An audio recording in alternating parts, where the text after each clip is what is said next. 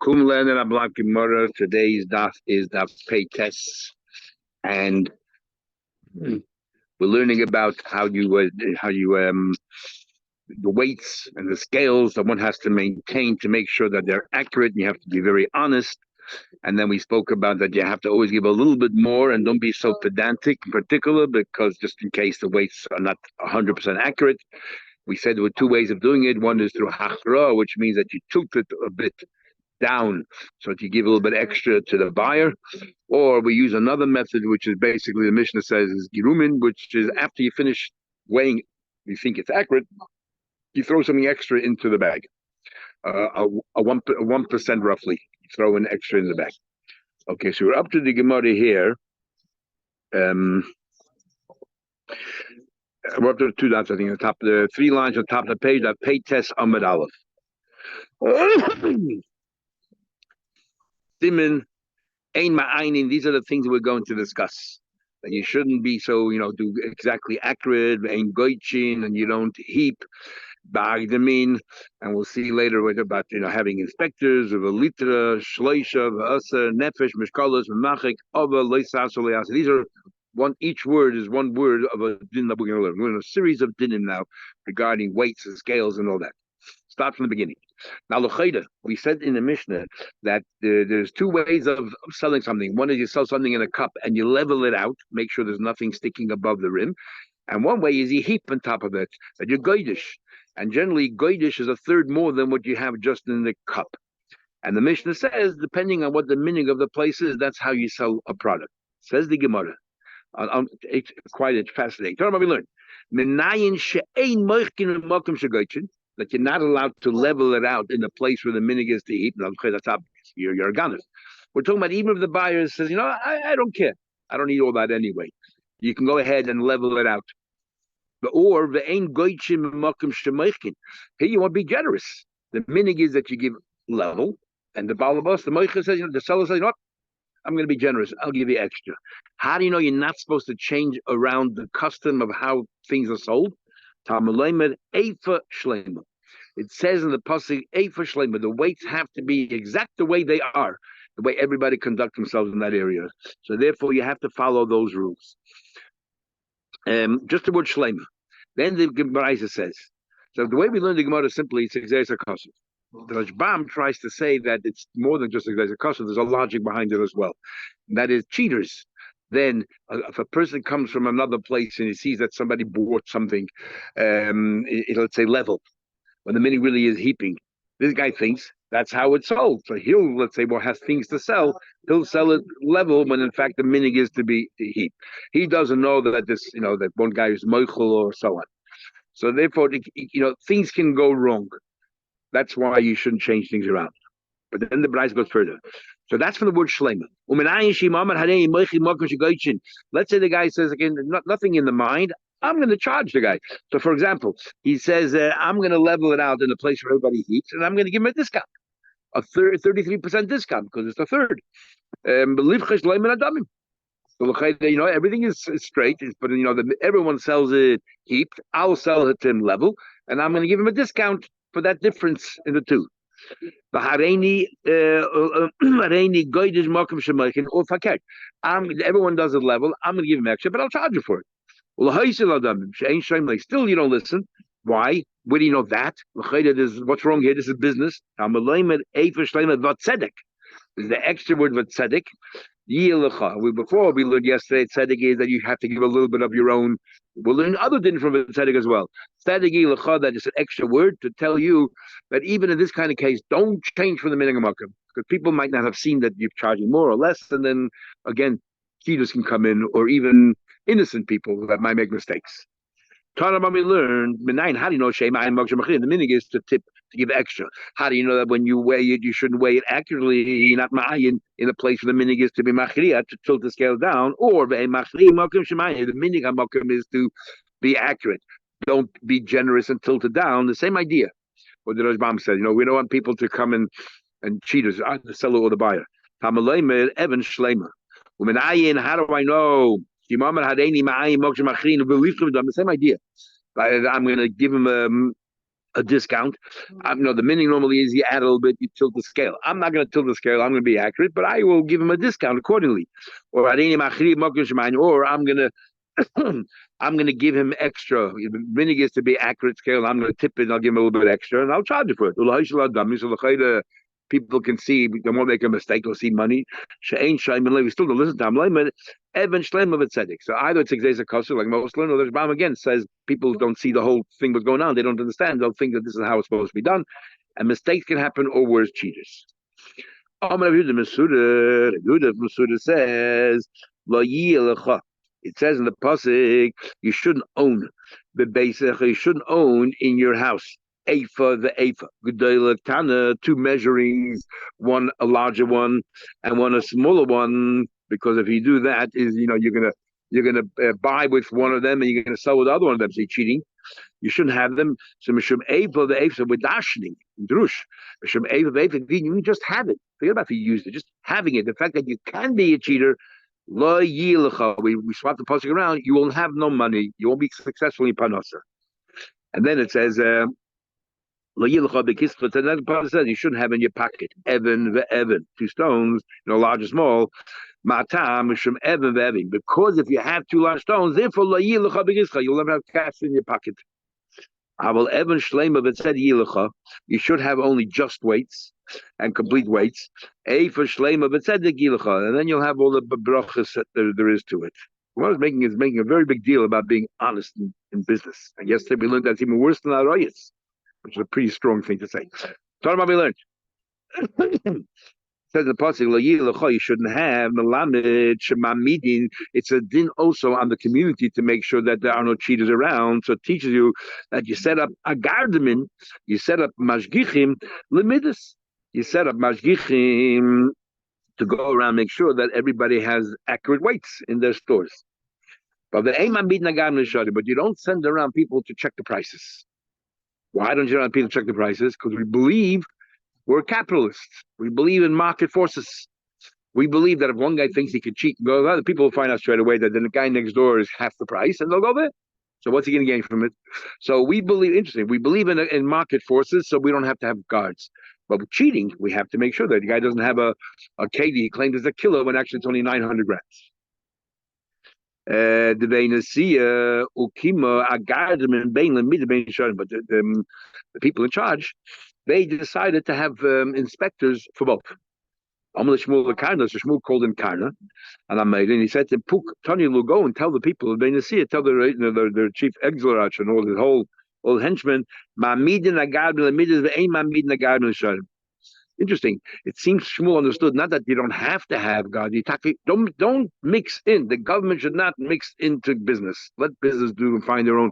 They'll find their feet where they belong. Because otherwise, if it just means you don't have to, so what does it bother him if the Beit Nasi decided to have guards check prices? We don't want fixed pricing because there's always goes wrong. There's another price freezes. Nafak kind of went out. And instead of listening to Shmuel, he went and he darshan. Don't forget what Shmuel said. He said, you do put inspectors out there to measure for the measuring cups they use and for prices. When Shmuel heard that, the chutzpah, name Karna, a horn. So he said, take a horn to grow between your eyes. He had a big wart that came out between his eyes. And Rav gave him the same curse being more Shabbos. So between Rav and Shmuel, the two leaders, he had no hope. And and therefore a wart came out of his eye. So why Taka did he do that? Why did he say you need inspectors? He was a socialist. And he says, said, what's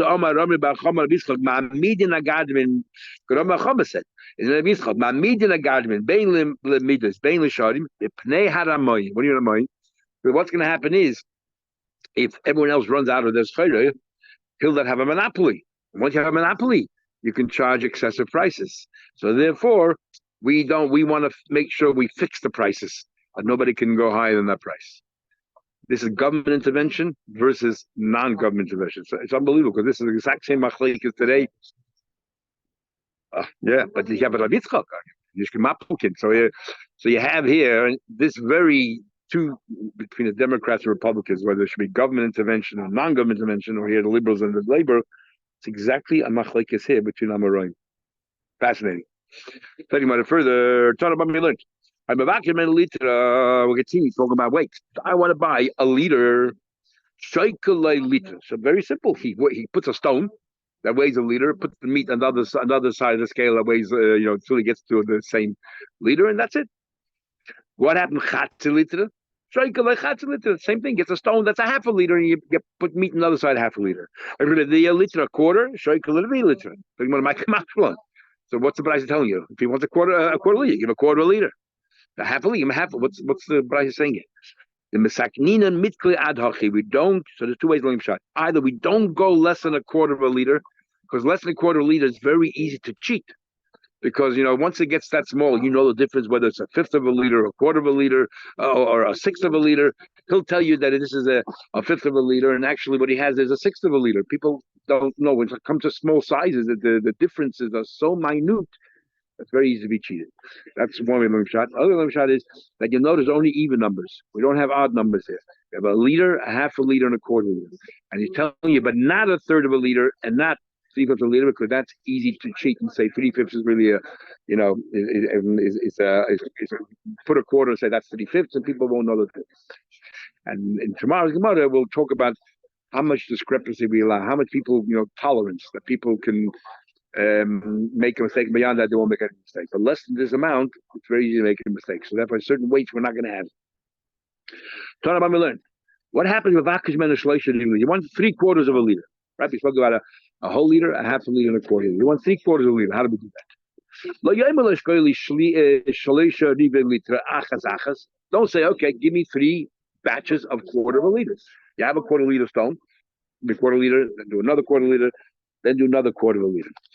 And according to Rashbam, some Mepharshim learn the reason why you should do that is because every time you do individually, you do that hechla, you do that, and therefore he'll cheat.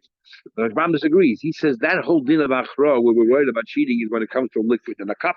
So therefore, you do one achra of a tefach, and if you do 5 times, or you do one, it's a big difference. But here in a scale, it's you just dump things in a scale. It really doesn't make no difference. It's all relative. So that if you have 10 kilos or 1 kilo, the hachra will always be relative the same. So if you do 10 individual kilos or 10 kilos in one go, the way the scale works, it'll be the same. The amount will be the same. So that's not the problem. But that you don't do that. Ella, what do? He said you take is shaykel litra. What you do is this: is the following: is you take a liter, a liter stone. On the other side, you take a quarter of a liter stone, because you have a quarter of a stone, and then you start adding meat. And you then start adding meat until you get a 3/4 liter of meat. So you have 3/4 liter of meat, and that's how you get your 3/4. But he says that it can't be in a place you do hachra, because then it's not fair. I mean, in your hachra, you're also going to have the weight of the stone, and you're going to get extra for a stone, not for the meat.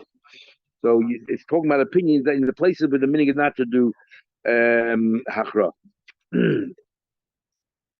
Yeah. But further, yeah.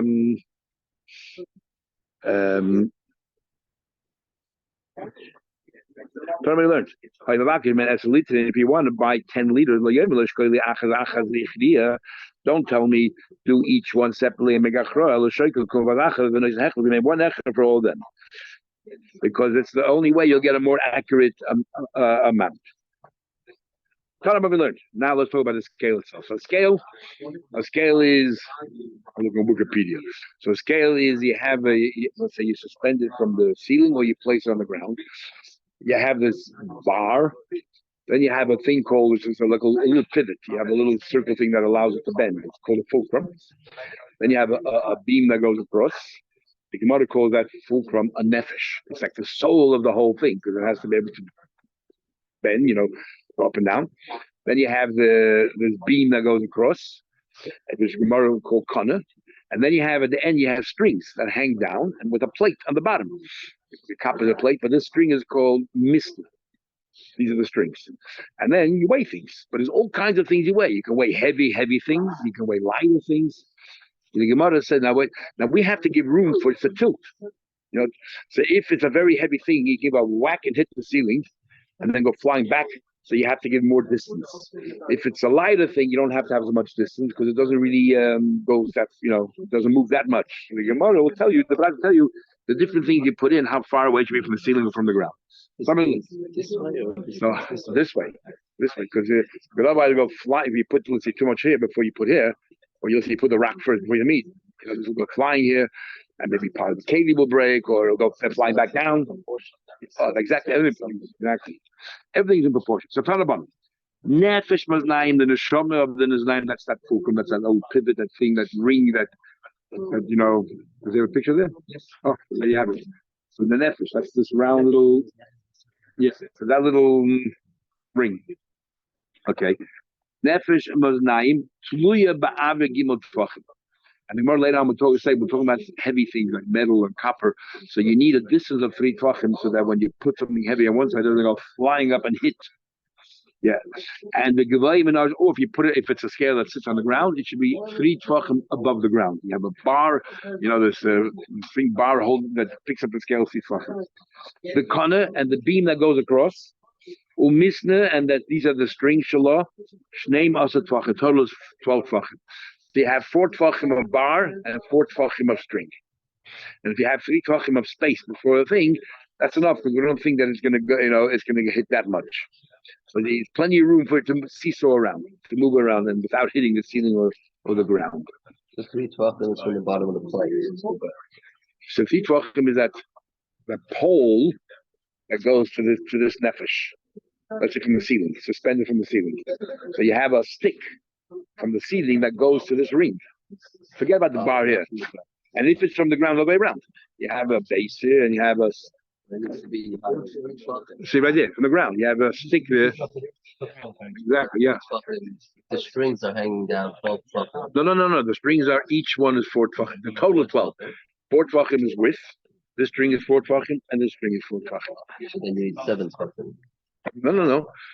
If it's 3 tvachim from the ground, it's like the ground. It's 4 tvachim hanging. Yes, it has to be a little bit higher than that. Yeah. So in that picture, what do you show there? Okay. Well, the 4 tvachim plus 3 to hang down, you have to have 7. Yeah, I guess so. Especially if it's on the ground, it's going to hit the ground if it's 4 tvachim hanging down. Sorry? Exactly. Easier to cheat. The only way to know is take it home and put on your scale and see whether the number says an outside. That's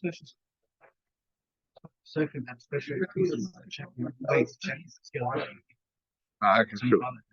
You have to make sure it's zero, but you probably carry gold and that's it. Yeah. And you have to make sure always it's not at 0 because the scale can be 0.2 and 0.02 and okay. Setting about it further.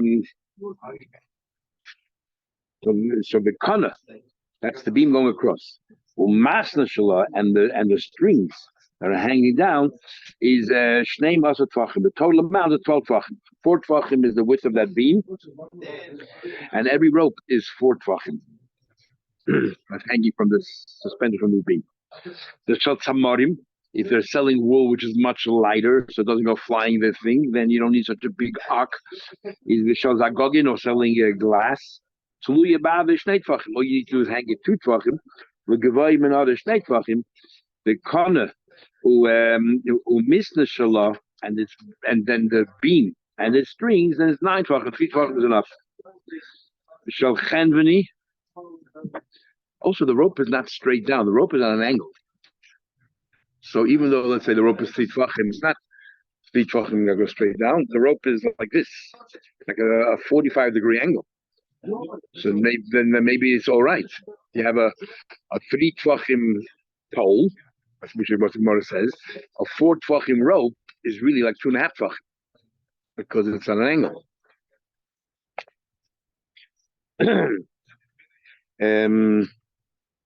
So tomorrow you're going 3 shnei tvachim. The women are saying tvachim. Based on the ground 2 tvachim. The kana Mishra 10 tvachim. The total is 9. 3 tvachim is the width of the beam. 3 the string. 3 the string. Mishal chenvin is a balabayis. A chenvin a balabayis that sell even smaller things. Wool might be big piece of wool or glass, wool things, is tlui ba'ab tefach. One tefach is sufficient. The gavai minara tefach in the ground. Now, people used to go to the store and buy small amounts every day. They couldn't afford to buy a week's supply. They would go on a daily basis. Every day you say, right, what am I eat tomorrow? But exactly. The kana umisna shalah, she's a tvachim, 6 tvachim, 222. They sell tutani. Those that sell very expensive, like gold and these things here, these mamish, very accurate, very small amounts. Then fluya ba'ab shoulders by 3 fingers enough. The gavayim and other shoulders by 3 fingers enough. The kana shalah any day. I'm not exactly sure.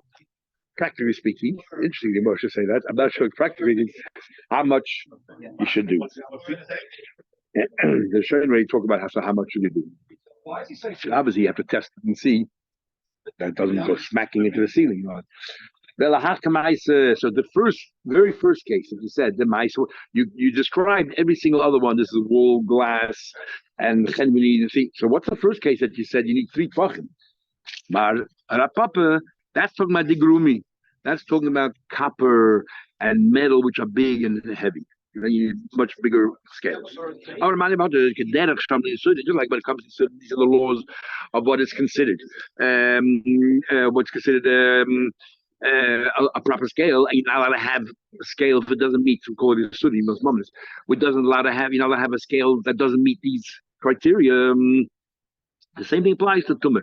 It's not considered a keli to be makabel tumah unless the scale is built in the same way. We learned it says clearly that to be kabel tumah, that string there, that the rope from the ceiling from the ground has to be a tefach. But the pilot doesn't say how much the kona the mishnah should be. Kona mishnah, that's what the chiddush in the brayse here is. That how much is the kona? We said 6 tvachim, 2, 2, 2, 2. The lights on that doesn't mention. What we learned? You should not make the scale out of bats, out of tin, out of lead, not to metal alloy, metal at all. Why should you make metal? So the Rashbam says they don't make metal because there's attrition. Over time, it sort of it loses parts of it, the surface.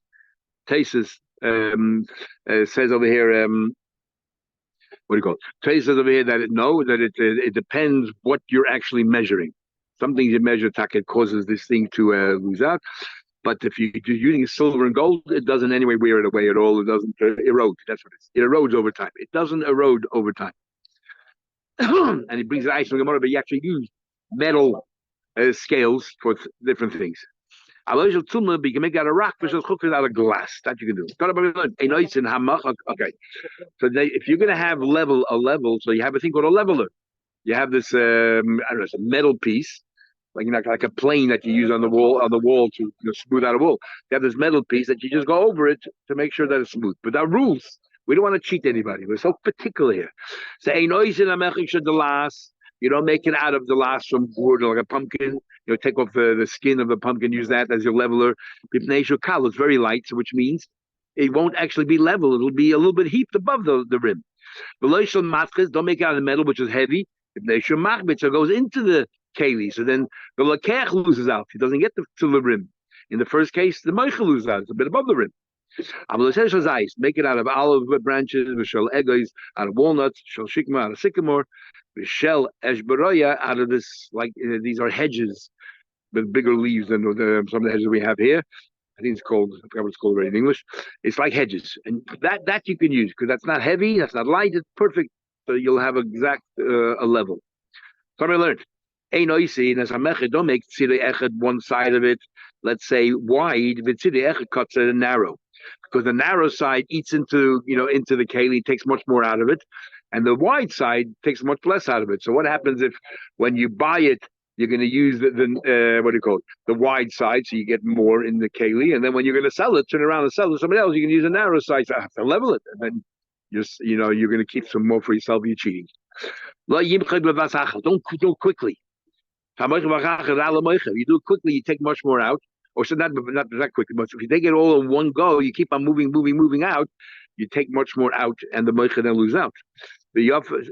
Sorry, take it back. If you do it in once, you don't take enough out, so therefore the care gets more. But on the other hand, don't do a little bit at a time, because then every time you do a little bit, you take some out and then you put it back in, and you take some more out because you go back, some falls back down, and you're taking out a lot more than you should. So you just do it in two heaps. You go in two amounts. Just like we say when drinking, don't drink in one gulp, don't drink in three. You don't want to be a Ravison or whatever. So the Rabbi Zaki is very interesting. So the Gemara is telling you all these things don't do because you can cheat people. So Rabbi said, I don't know what to do. Because meanwhile, I'm teaching people how to cheat people. I'm telling you what not to do. So, okay, so Rabbi is making an assumption here that people who Tamil Chum will learn Bava Basra that pay tests are shaykh to cheat people. Because otherwise, even they open up, you can learn that base of an maybe a base of a base, they don't go any further. They'll never know this. But I think that Tamil Chum also are suspect when it comes to cheating. So Abir says, Oili im oimid, woe is to me if I speak it out and I talk about his dinner, because the Ganovim now learn, I just taught them how to cheat. Yeah, and Oili im loimid. And woe is to me if I don't say it. So what should I do? Im oimid, Shamir Ramay, they'll learn how to cheat. But im loimid, Shamir Ramay, Eitam Echam Bekir, I say, aha. We can outsmart them because they don't realize that the Tamil Chachamim studied Havai L'Reyev. They're just as smart as they are. Like Yaakov said, I can deal with a Lavan, even though then Lavan outsmarted him over and over again. But so what should I do? So Gemara says, no, what did Taka do? So we asked the question, what did you do Lepoil? I was like, the Gemara really he's having his whole discussion, and now we're discussing what he did. I guess at that time it wasn't written yet. Like you just said, he was just talking about the Shabbos shir. Did he talk about it? Or should he talk about it? So the Gemara, Amr, he said it. He said, look, it's not my problem. Ki yisharim dak Hashem. The Abish's ways are right. Tzadikim yelchavim. They'll use it in a good way. But Paishim yichashlubam. The Paishim will struggle and they will stumble. And what can we do? Can't be held responsible. How many times you have the Gemara? This is what he should do. So but there it's more like you're evading, not you're not doing the wrong thing, but just you're being smart. That's what we learned. Like Sasol and Mishpat, it says the pasuk, don't do any iniquities when it comes to in Mishpat, when it comes to judging things. Like what? The media, when it comes to measuring things, don't cheat. But Mishko and weight, don't cheat. B'amsura, and also b'amsura is when you have these, you're measuring liquids. The media, what are we talking about? Don't cheat when it comes to measuring this karka. How do you cheat when it comes to measuring karka? You want to divide a property there. You're going to use a rope in the winter. The rope is all wet and it's longer, and in the summer it dries up. It becomes shorter. So if you can use the same rope, and for one guy you're going to measure a tract of land with using the rope when it's longer, you'll get a bigger shetach, and then in the summer it'll go to the other guy and he'll get a small shetach. But the Ramban brings Rabbeinu Chananel, I don't know. He said the land itself somehow. Don't exactly understand what it means. The land itself expands, in the winter versus the summer. I'm not sure exactly what it means. The land expand. Where does it go? Anyway, then that's one thing. That's one way of cheating. I'm talking about the rope. I'm talking about the land itself.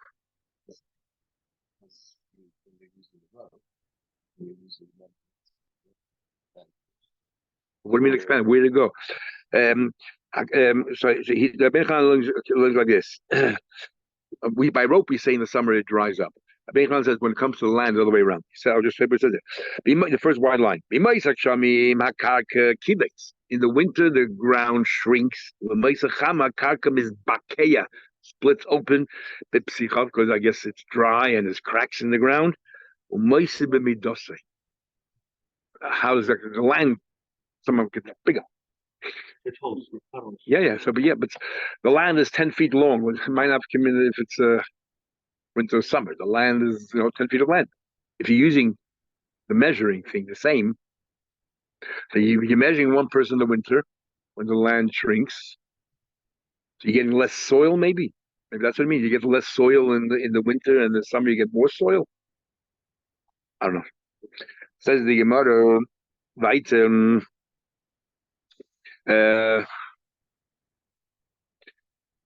um, um, Mishkal, what do you mean cheating in weights? Don't take the weight and soak it in salt. According to Rashbam, what happens is when you put in the salt, it makes it heavier. So who benefits from that? The Lokeach. It's a kilo is a stone, but actually it's going to be 1.1 kilos now because you put salt. Taisa says no. The Gemara is talking to them about the moichre, not the lokeh. How's and why is the lokeh? I mean, even the lokeh gives a scale, but the Gemara seems to be telling us that the moichre shouldn't cheat, and that's what the Taisa is talking about. So Taisa learns that faket, the salt actually takes away all the lachluchis, and therefore the stone gets a bit lighter. Everything has moisture; it takes away, sucks it all out, and therefore the stone becomes lighter. That's what it is. You know that it says, about Hilchah Melicha, that if you have no salt, the Eved, you can use sugar. So the Rosh Hashanah is coming up. So we have this dilemma, the conundrum. So, you put it in honey, do you put it into salt? We have a minute to put it in salt, be Kabbalah. So there's some Chassidish Rebbes who used to put it into sugar, and they say sugar is sweet, but sugar has all the properties of salt. So you yaitze the Kabbalah of salt, and you yaitze the Inyan of Shalom Tov Masukah. Okay. Then the next thing is the Masuda. What's the Masuda? Shaloi yartiach. You know what it is? If you pour it quickly into the cup, there's a froth. It bubbles up. So the cup, how many times you go to the store, you want to buy a Coca-Cola, and they sit in that fizz thing. After it settles down, you maybe only have 2/3 of a cup of Coke. So that's cheating because you're selling them a cup worth and actually you're not selling a cup worth. Taser really wants to know. It's Geneva. What do you need? Why did I tell you the Bavon you Masuda? If it's the froth, that's Mamish Geneva. You gave him 2/3 of a cup, and he's paying for a whole cup. The Taser wants to mechadish here, which you have to understand. He says here the problem with putting, let's say, the mishkal and melech also is like Geneva. If I'm giving you a kilo worth, I'm telling you it's a kilo. Let's say the lokech. Lokech is getting 1.1 kilo and paying as if it's 1 kilo. It's a ganef. So Taisa says no. That the chiddush here is just having the stone, even though you didn't use it. That already is the Isser. And he said the same thing with the froth. Just having the ability to make the froth. Now, what exactly does that mean? Because it depends really how you pour it. If you pour it on an angle, there's no froth. If you pour it straight down, there's froth. So what exactly does it mean? Just having it. Maybe the special keli that they used to use that produces froth. I'm not really sure. There is a big shakla here, by the way. If it's an Isra Gzela by listening to Shabbat Pruta. And the Rambam said there is. And this is all revolved around this Gemara right here. Because they all say, if it's Shabbat Pruta, Geneva. So some want to answer that here's less than Pruta. And there's no Isra Geneva. And that's why we need a pasuk. From that's why there's an Isra al cheating weights. Taisa doesn't say that here. Taisa has to find an answer. Why must be a Taisa that even less than a Pruta, there's an Isra Loi Sigzo. And then how do you learn that pshat?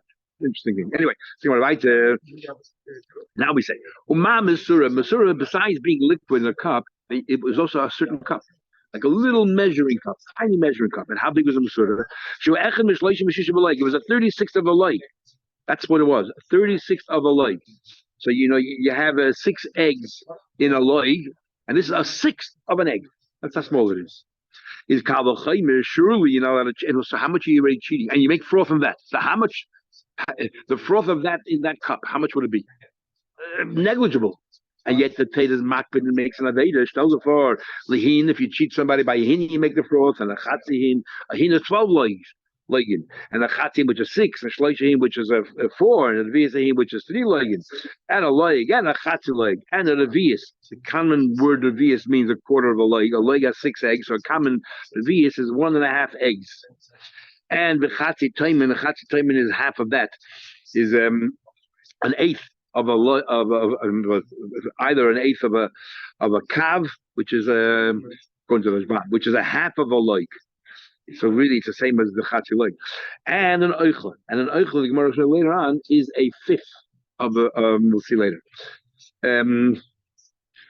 Omar or Yamarav, also you say that they don't have in your house these kind of scales. I feel of it made a glime, even if it's what do you call it, a urinal. That it's a misa keli. It's muktzemachas, machmis, all that. Omar apapaloi, Omar on elabasa deloi chasimi.